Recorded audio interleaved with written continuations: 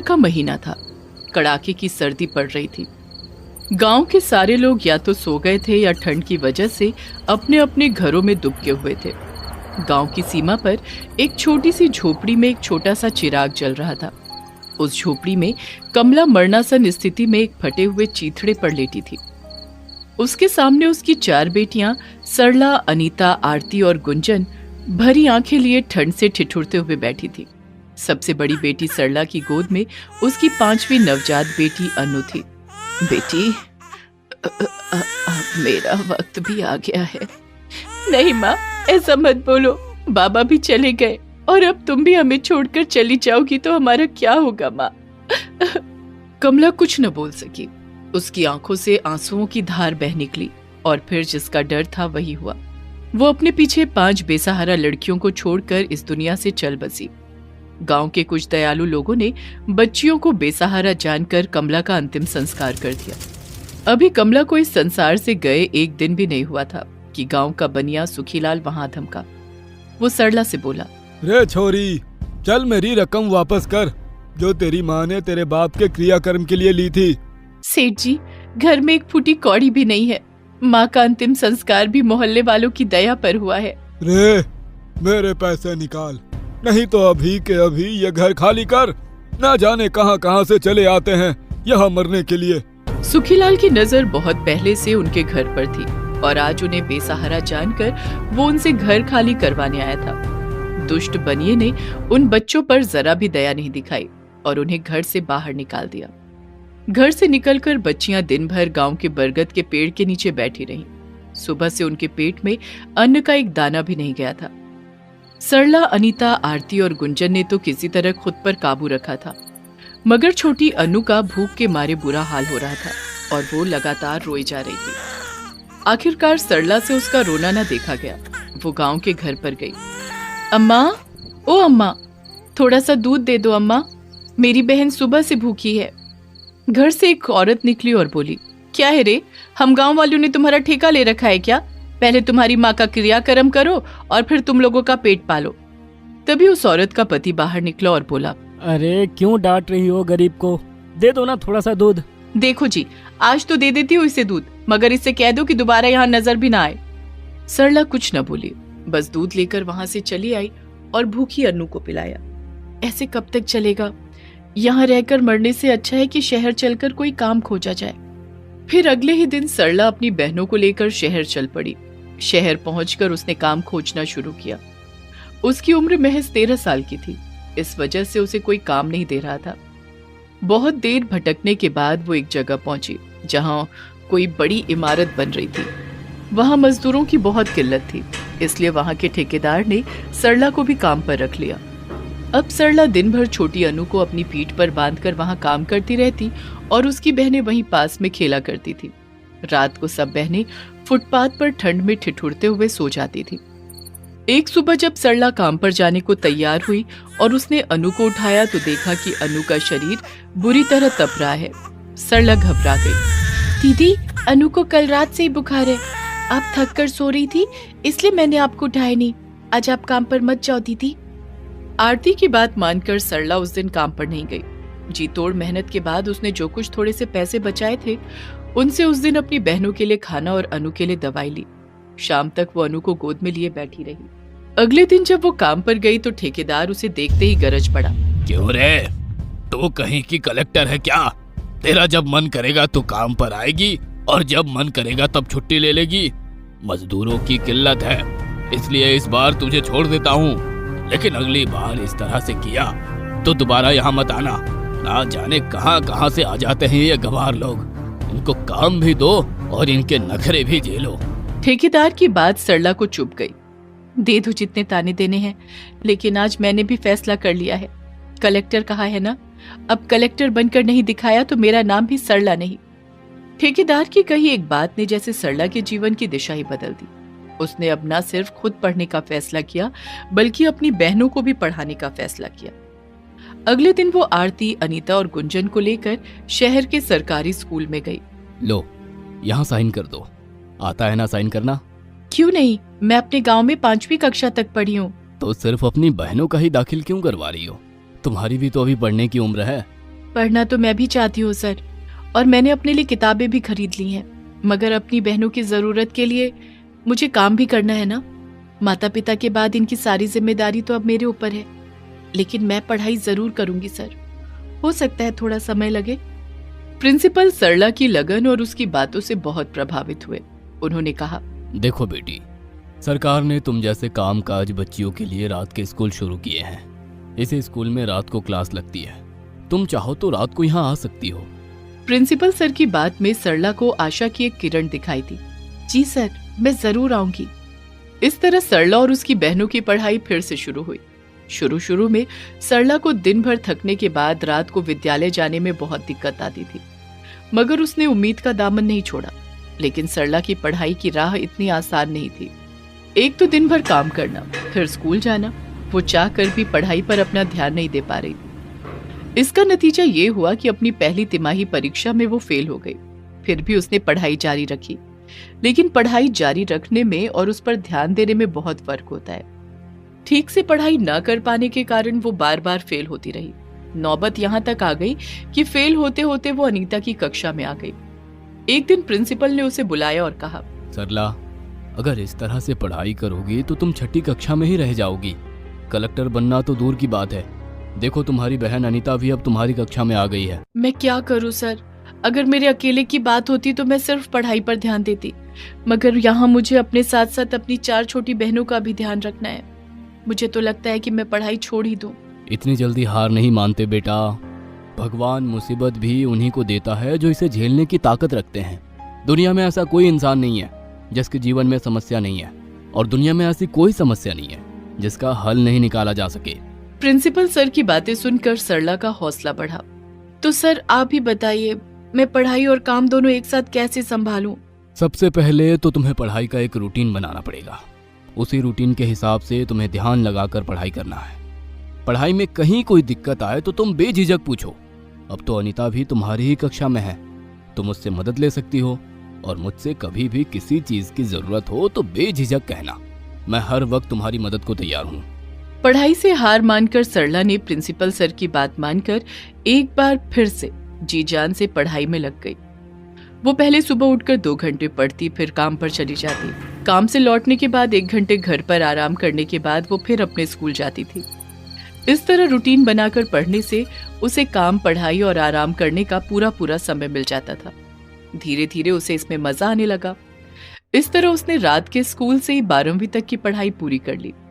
एक दिन जब सरला रात के स्कूल से वापस आई, तब अनु, जो अब बड़ी हो गई थी और दूसरी कक्षा में पढ़ती थी, वो सरला के पास आई और उसके पैर दबाने लगी। अरे अरे, ये तू क्या कर रही है? सोई क्यों नहीं अब तक? कल स्कूल नहीं जाना क्या? तुम दिन भर इतना काम करती हो, फिर रात को पढ़ती भी हो, तुम कितना थक जाती होगी, इसीलिए मैं तुम्हारे पैर दबा रही हूँ। सरला की आंखें भर आई। उसने अनु को गोद में उठा लिया और उसे गोद में लिए हुए ही सो गई। 12वीं तक की पढ़ाई तो सरला ने पूरी कर ली। अब बारी थी अपने सपने को पूरा करने की, कलेक्टर बनने की। शहर के कॉलेज में दाखिला लेने के साथ ही उसने सिविल सर्विस की तैयारी शुरू कर दी। हालांकि अनीता ने भी उसके साथ ही कॉलेज में दाखिला लिया था, लेकिन उसका सपना कुछ और ही था, इसलिए उसने सिविल की तैयारी न करके कानून की पढ़ाई चुनी। इस तरह साल गुजरा और सिविल सर्विस की परीक्षा हुई। हालांकि सरला ने मेहनत तो बहुत की थी, मगर इस परीक्षा को पास करना अच्छों को भारी पड़ता है। जिस दिन रिजल्ट निकला, उस दिन सरला घर आकर खूब फूट कर रो रही थी और उसकी बहनें उसे दिलासा दे रही थी। मत रो दीदी, इस बार नहीं हुआ तो क्या हुआ, अगले साल इससे भी अच्छी तैयारी करके देना। हाँ दीदी, इतनी मुसीबतें झेली हैं आपने और आज बस एक परीक्षा में ही रोने लगी।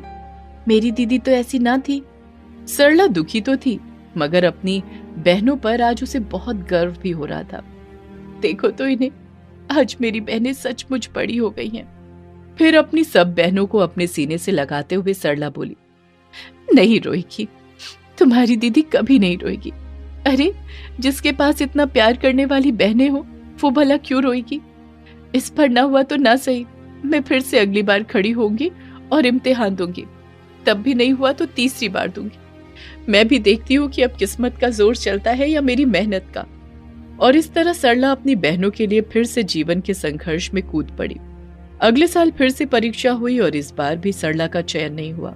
वो घर आई तो देखा उसकी सब बहनें खड़ी उसकी राह देख रही हैं। क्या हुआ दीदी, इस बार हुआ? सरला ने इनकार में गर्दन हिला दिया। देखो दीदी, रोना मत, हिम्मत मत हारना। अरे नहीं रे पगली, तेरी बहन इतनी कमजोर नहीं रही अब। मैंने कहा था ना कि एक बार में नहीं हुआ तो दोबारा दूंगी, दोबारा नहीं हुआ तो तीसरी बार दूंगी। याद नहीं, मांझी फिल्म में दशरथ मांझी ने क्या बोला था? जब तक तोड़ेंगे नहीं तब तक छोड़ेंगे नहीं। इस पर सब बहनें खिलखिलाकर हंस दी। इस घटना को कुछ साल गुजर गए। शहर में सरकार ने लड़कियों के लिए एक स्कूल बनवाया था। आज शहर के डिप्टी कलेक्टर के हाथों उसका उद्घाटन होना था। स्कूल को बनाने वाला ठेकेदार भी उस समारोह में आया था। तभी वहां काम करने वाले एक आदमी ने ठेकेदार को कहा, साहब, डिप्टी कलेक्टर की गाड़ी बस पहुंचने ही वाली है। जा, जल्दी से सबको बोल सामने आ जाए और डिप्टी कलेक्टर का अच्छे से स्वागत करें। ठीक समय पर डिप्टी कलेक्टर की गाड़ी आई। डिप्टी कलेक्टर कोई और नहीं, सरला ही थी। उसका कहना भी एकदम सच निकला, जब तक तोड़ेंगे नहीं तब तक छोड़ेंगे नहीं। स्वागत और उद्घाटन समारोह के बाद कलेक्टर साहिबा खुद चलकर ठेकेदार के पास पहुंची। अरे मैडम, आप कोई बात थी तो मुझे बुला लिया होता। आपने मुझे पहचाना नहीं, मगर मैंने आपको पहचान लिया है। आज से कई सालों पहले आप इसी शहर में कोई इमारत बनवा रहे थे और वहां मजदूरों की बहुत किल्लत थी। ठेकेदार के सामने सब आईने की तरह साफ हो गया। उसे सब कुछ याद आ गया। हाँ मैडम, लेकिन आपको ये सब कैसे पता? वो इसलिए कि वहां मैंने भी मजदूरी की थी। एक दिन काम पर न आने के कारण आपने कहा था कि तू खुद को क्या कलेक्टर समझती है। देखिए, आज मैं कलेक्टर बन गई हूँ। ठेकेदार को काटो तो खून नहीं, वो हकलाने लगा। मैडम, मुझे माफ कर दीजिए। अरे आप माफी मत मांगिए, आज आपके कारण ही मैं यहाँ तक पहुंची हूँ। उस दिन की आपकी बात को गांठ बांधकर ना मैंने पढ़ाई शुरू की, बल्कि अपनी बहनों को भी पढ़ाया। आज मेरी सबसे छोटी बहन अनु डॉक्टर है। मेरी 2 बहनें गुंजन और अनीता शहर की नामी वकील हैं और मेरी 5वीं बहन आरती कॉलेज में प्रोफेसर है। और ये सब हुआ है आपके कारण। आपकी कही एक बात ने उस दिन मेरे जीवन की दिशा बदल कर रख दी थी। समय हो रहा था और सरला को वहां से जाना था। उसने ठेकेदार से कहा, अच्छा मैं चलती हूँ, आप अपना ध्यान रखिएगा। कलेक्टर का काफिला वहां से चल दिया, मगर एक बात ठेकेदार के मन में घर कर गई कि आज की लड़कियां कमजोर नहीं हैं। अगर उन्हें सही दिशा दी जाए तो वो बड़ी से बड़ी मंजिल को भी आसानी से प्राप्त कर सकती हैं। स्नेहलता गर्भवती थी। उसका आखिरी महीना चल रहा था। किसी भी दिन और किसी भी समय उसे अस्पताल जाना पड़ सकता था। स्नेहलता और उसका पति दिवाकर नन्हे मेहमान के आने का बेसब्री से इंतजार कर रहे थे। एक रात जब दिवाकर गहरी नींद में था, तभी उसके कानों में स्नेहलता के कराहने की आवाज सुनाई दी। आह, आह, दिवाकर, दिवाकर।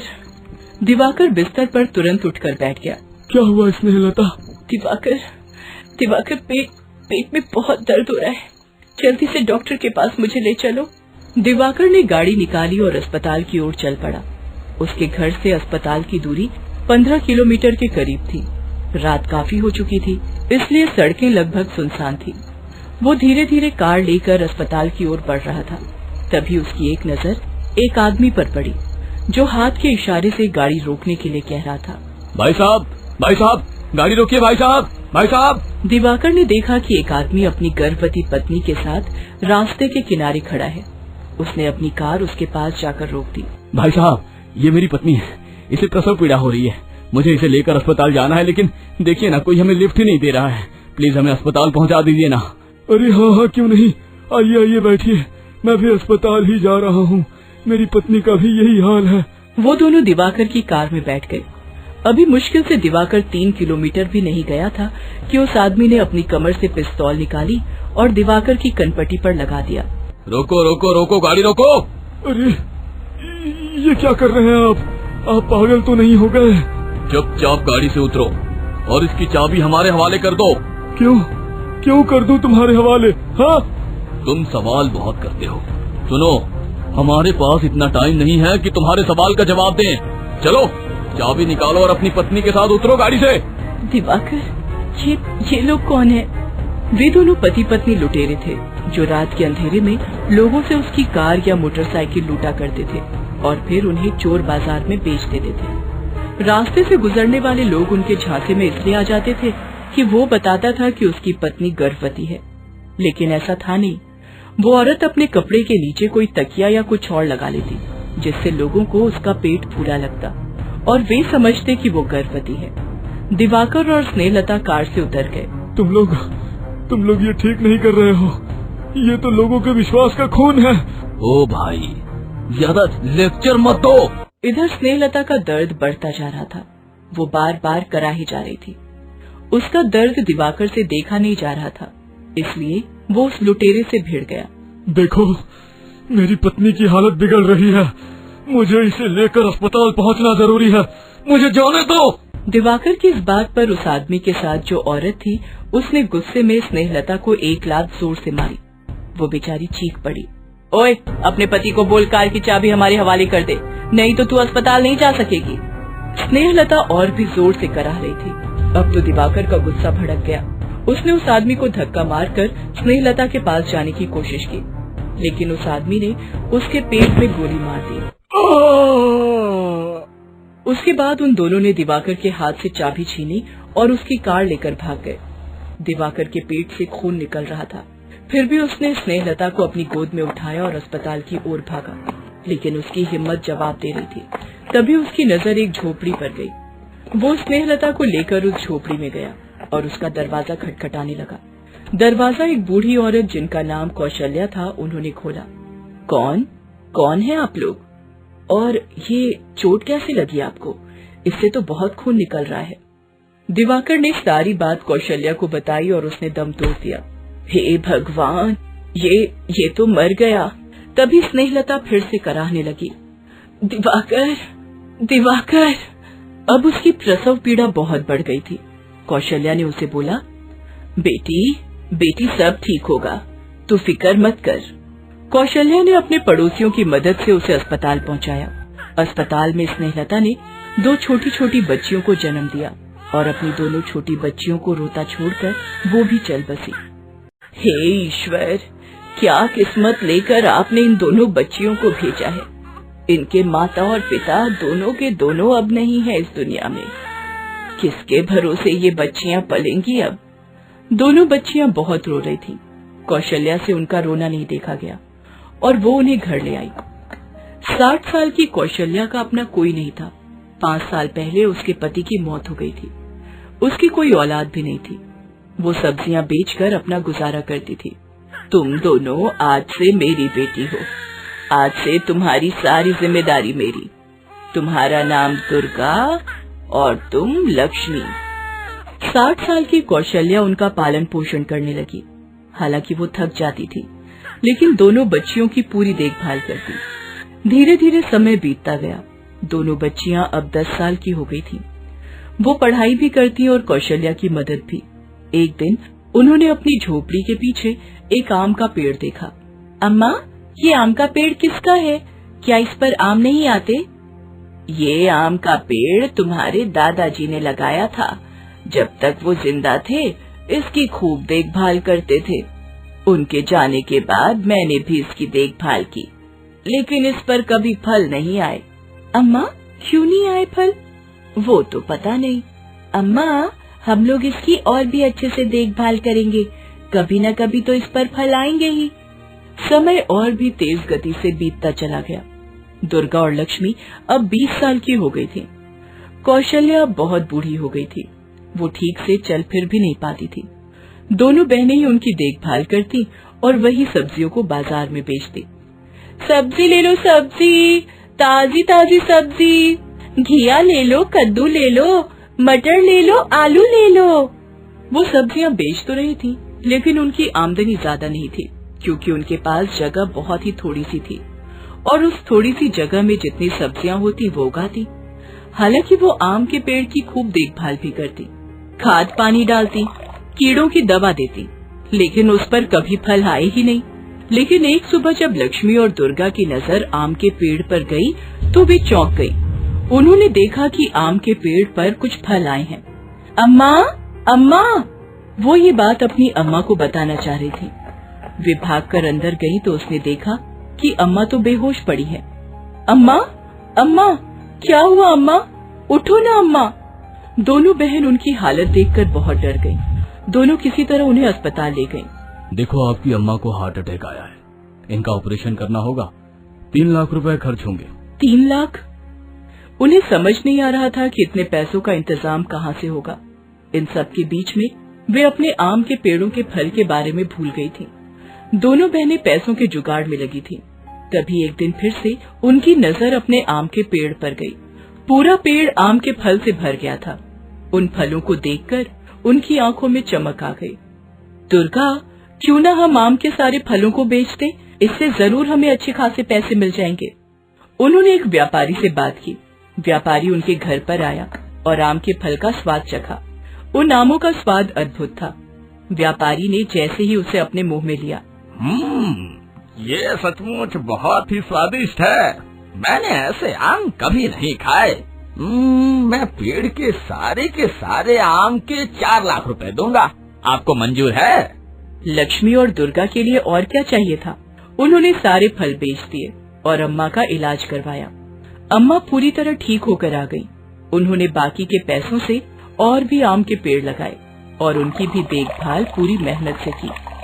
अम्मा देखना, एक दिन ये सारे पेड़ भी लग जाएंगे और इन पर भी खूब सारे फल आएंगे। धीरे धीरे उन पेड़ों में भी खूब सारे फल आए। उसके बाद तो उन आमों ने उनकी किस्मत अपनी तरह ही सुनहरा कर दिया।